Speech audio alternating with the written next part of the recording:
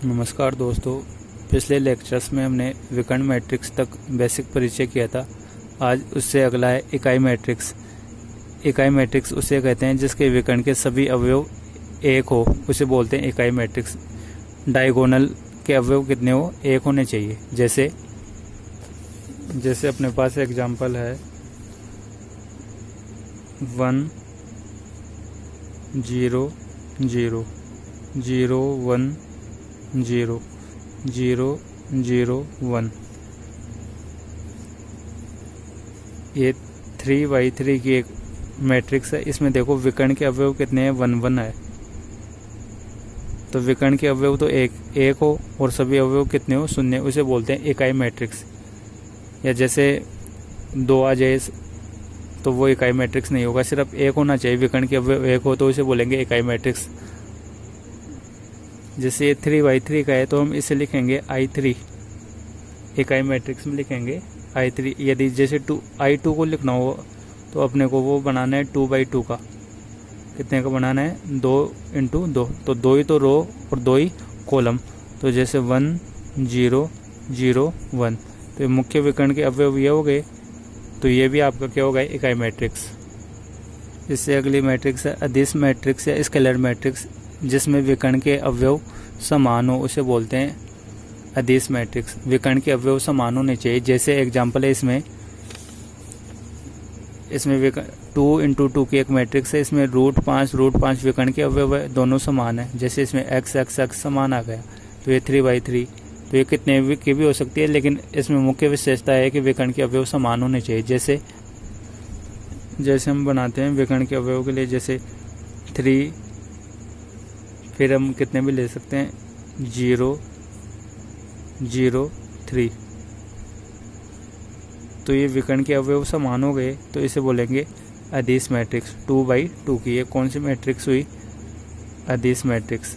या 3x3 के बनाए तो जैसे कुछ मान लो कि कोई संख्या है k 0 0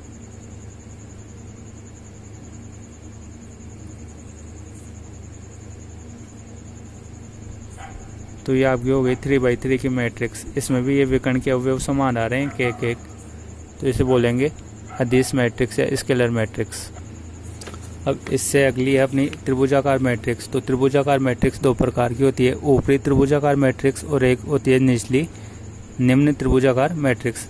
अब ऊपर वाली त्रिभुजाकार मैट्रिक्स का अर्थ होता है कि मुख्य विकर्ण के नीचे के सभी अवयव शून्य हो। जैसा नाम है इसके विपरीत इसका अर्थ है। ऊपरी त्रिभुजाकार मैट्रिक्स का अर्थ होगा मुख्य विकर्ण के नीचे के सभी अवयव शून्य हो। जैसे इसमें मुख्य विकर्ण हुआ 3 5, तो इसके नीचे के अवयव यह आ गया 0, तो ये शून्य होना चाहिए, 0 होना चाहिए। इसी प्रकार एक और एग्जाम्पल है, और इससे अगली है निम्न त्रिभुजाकार मैट्रिक्स। इसके विपरीत है निम्न त्रिभुजाकार मैट्रिक्स का इसमें अपोजिट करेंगे कि मुख्य विकर्ण के ऊपर का अवयव क्या होना चाहिए? शून्य। जैसे एग्जाम्पल से देखते हैं, जैसे 2 × 2 की एक मैट्रिक्स है। इसमें मुख्य विकर्ण ये हो गया आपका AB। तो मुख्य विकर्ण के नीचे के अवयव शून्य होने चाहिए। तो मुख्य त्रिभुजाकार मैट्रिक्स बोलते हैं। तो आप जैसे इसको ऐसे ये त्रिभुज बना लिए, तो नीचे का मुख्य विकर्ण ये है, मुख्य विकर्ण के नीचे का अवयव क्या होना चाहिए? शून्य। उसे बोलेंगे ऊपरी त्रिभुजाकार मैट्रिक्स। जैसे हम 3x3 के बनाए, तो जैसे A B C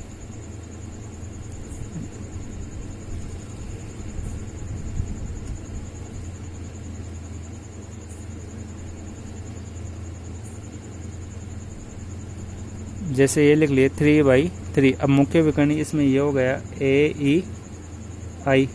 अब इसके नीचे के अवयव शून्य होने चाहिए, तो यहाँ पे क्या आना चाहिए? शून्य। यहाँ पे भी शून्य बनाओ और इसको भी शून्य। तो इसे बोलेंगे ऊपरी त्रिभुजाकार मैट्रिक्स। तो मुख्य विकर्ण ये हो गया आपका। जैसे इसमें ये ट्रायंगल बन गया। जैसे इससे समझ में नहीं आ रहा है तो जैसे मैं एग्जाम्पल लिख दूँ, यहाँ पे 1 डैश डैश खाली छोड़ दिया यहाँ पे, फिर यहाँ पे 2 डैश डैश, यहाँ पे 3 डैश डैश। तो मुख्य विकर्ण तो आपका ये हो गया इसमें। अब मुख्य विकर्ण के नीचे वाले अवयव क्या होने चाहिए? शून्य। तो ये भी शून्य, ये भी शून्य, ये भी शून्य, और यहाँ पे कुछ भी नंबर आ सकते हैं जैसे 4 5 6। तो ये आपका ये त्रिभुज बन रहा है इसमें। तो ये 3/3 की है। मुख्य विकर्ण के नीचे के अवयव शून्य हो, इसे बोलते हैं ऊपरी त्रिभुजाकार मैट्रिक्स। इसके अपोजिट है निम्न त्रिभुजाकार मैट्रिक्स। निम्न त्रिभुजाकार मैट्रिक्स में क्या होगा, मुख्य विकर्ण के ऊपर के अवयव शून्य होने चाहिए। तो ये तो मुख्य विकर्ण हो गया 2/2 में। अब ऊपर के सभी अवयव शून्य होने चाहिए, तो ऊपर ये आ रहा है 0 और यहाँ पे कुछ भी नंबर आ सकता है, जैसे C, D कुछ भी लिख लो। तो ये हो गया निम्न त्रिभुजाकार मैट्रिक्स। आप जैसे 3/3 की भी लिख सकते हो, 3/3 की। तो आप एक विकर्ण लिख लिए, जैसे A, यहाँ पे डैश डैश दे दिए, फिर B। अब ये तो आपका विकर्ण हो गया, मुख्य विकर्ण। निम्न त्रिभुजाकार मैट्रिक्स का मतलब होता है विकर्ण के ऊपर वाले सभी अवयव शून्य हो। तो यहाँ पे भी शून्य डाल दो, 0 0, और यहाँ पे कुछ भी नंबर आ सकता है, जैसे 1 2 3। तो इसे हम बोलेंगे निम्न त्रिभुजाकार मैट्रिक्स। इससे अगली मैट्रिक्स है समान मैट्रिक्स। समान मैट्रिक्स। दो मैट्रिक्स समान कब होगी, जब उनके अवयव संगत अवयव समान हो। जैसे एक मैट्रिक्स यह है 1 3 2 4, 2/2 की मैट्रिक्स है, जैसे A। अब समान मैट्रिक्स दूसरी होगी B के अवयव भी यही हो। तो जैसे B के अवयव भी हम क्या लिख लिए, ये कि 1 3 2 4। इसमें पहला अवयव 1, तो इसमें भी 1, इसमें 3, इसमें भी 3, 2 2 4 4। तो समान मैट्रिक्स का मतलब अवयवों की संख्या समान हो, उसे बोलते हैं समान मैट्रिक्स। अब डाउट क्वेश्चन लेते हैं। अधिकांश बच्चों ने की प्रॉब्लम रहती है कि सर ये मुख्य विकर्ण ऊपर से नीचे वाला ही क्यों मानते हैं, नीचे से ऊपर वाला क्यों नहीं मानते हैं। मुख्य विकर्ण मानने का आधार क्या है, देखो। जैसे मैं कोई मैट्रिक्स लिखता हूँ 2 × 2, इसमें पहले 2 आ रहा है, वो तो आपको बताता है रो को, और सेकंड वाला 2 है कॉलम को। तो जैसे इसके अवयव लिखते हैं A11 A12 A21 A22। जैसे फर्स्ट लेक्चर में आपको इसके बारे में बताया गया था। A11 का मतलब है फर्स्ट रो में फर्स्ट कॉलम, और first row second column A12। इसमें A21 second row first column, A22 second row second column. अब मुख्य विकर्ण हम इसमें ये वाला लेते हैं हमेशा। तो ये वाला लेने का प्रमुख कारण है, जैसे A11 आ गया तो इसमें अवयव, जैसे ये समान आ रहा है 1 1, A22 इसमें ये भी समान आ रहा है, इसलिए मुख्य अवयव या मुख्य विकर्ण बोला जाता है इनको।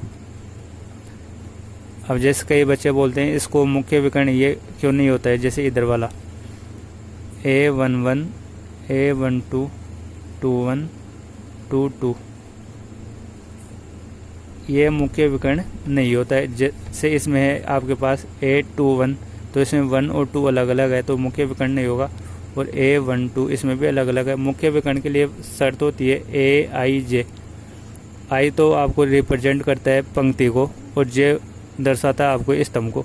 तो पंक्ति और स्तंभों की संख्या समान होनी चाहिए, इसलिए मुख्य विकर्ण वही होगा। अब जैसे कुछ एग्जाम्पल के क्वेश्चन आपके पास में मौखिक है, जैसे 3.1 में, जैसे कोई मैट्रिक्स हो अपने पास 2/3, इसका मतलब है 2 तो पंक्ति है और 3 स्तंभ है। तो आपको बोले इसमें अवयवों की संख्या कितनी होगी, कुल अवयवों की संख्या बताइए। तो आप क्या बोलोगे, जैसे अवयवों की संख्या टोटल बतानी है, तो 2/3 है, 2 × 3 6, तो कुल कितने अवयव होंगे 6। अब जैसे बना सकते हो आप, पंक्ति कितनी हो 2 और स्तंभ कितने हो 3, तो 1 2 3 4 5 6, ये मैट्रिक्स बन गई। अब इसमें कुल अवयव काउंट करोगे तो 6 हो गए। इसी प्रकार जैसे ये 3/4 हो, तो आपको पूछे इसमें कुल अवयव कितने होंगे, तो कुल अवयव आपका आंसर क्या होगा 12 है।